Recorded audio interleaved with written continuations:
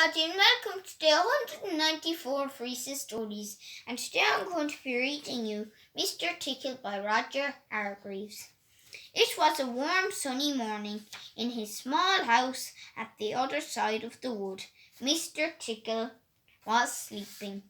You didn't know that there was such a thing as a tickle, did you know?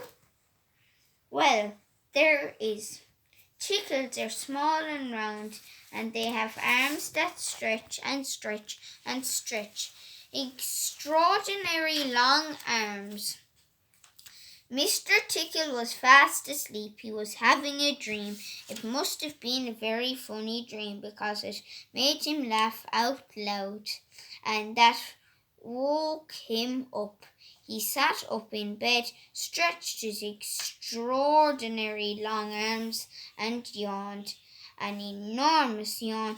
Mr. Tickle felt hungry, so do you know what he did?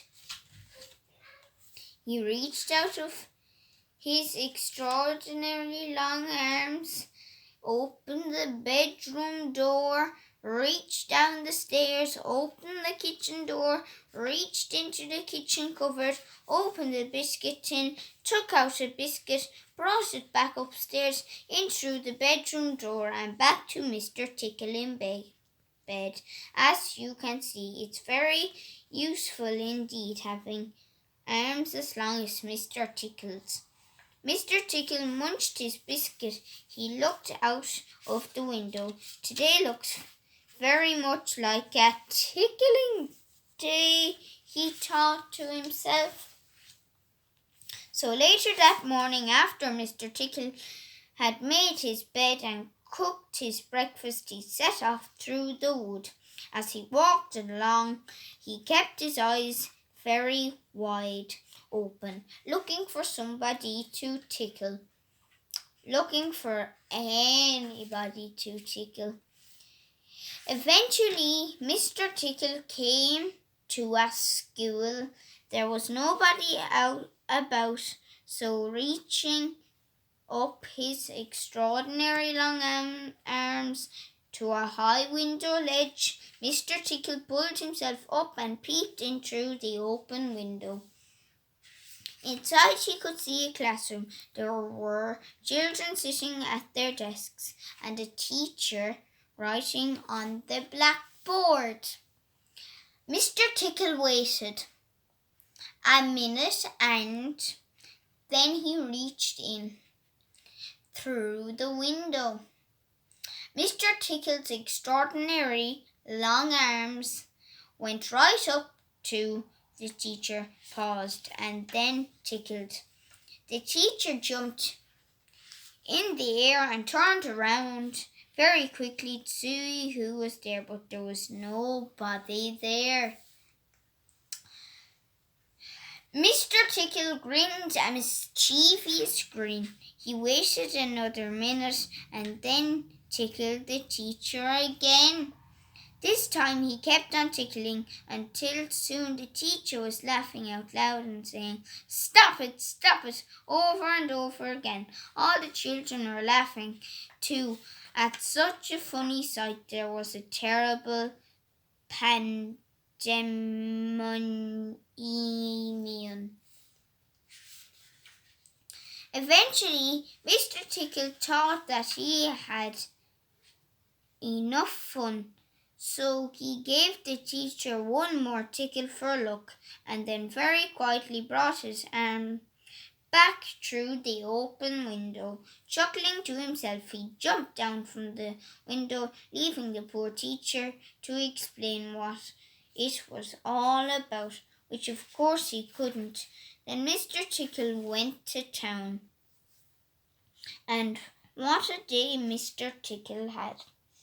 He tickled the policeman on traffic duty at the crossroads in the middle of town. It caused an enormous traffic jam. He tickled the greengrocer just as he was piling apples neatly in his shop window. The greengrocer fell over backwards and the apples rolled all over the shop. At the railway station, the guard was about to wave his flag for the train to leave. As he lifted his arm in the air, Mr. Tickle tickled him, and every time he tried to wave his flag, Mr. Tickle tickled him until the train was 10 minutes late, leaving the station. Then all the passengers were furious. That day, Mr. Tickle tickled everybody. He tickled the doctor, he tickled the butcher, he even tickled old Mr. Stamp, the postman who dropped all his letters into a puddle. Then Mr. Tickle went home, sitting in his armchair in his small house at the other side of the wood.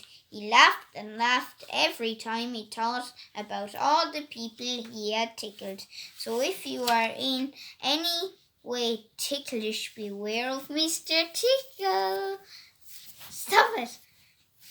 And those extraordinary long arms of his, just think, perhaps he's somewhere about at this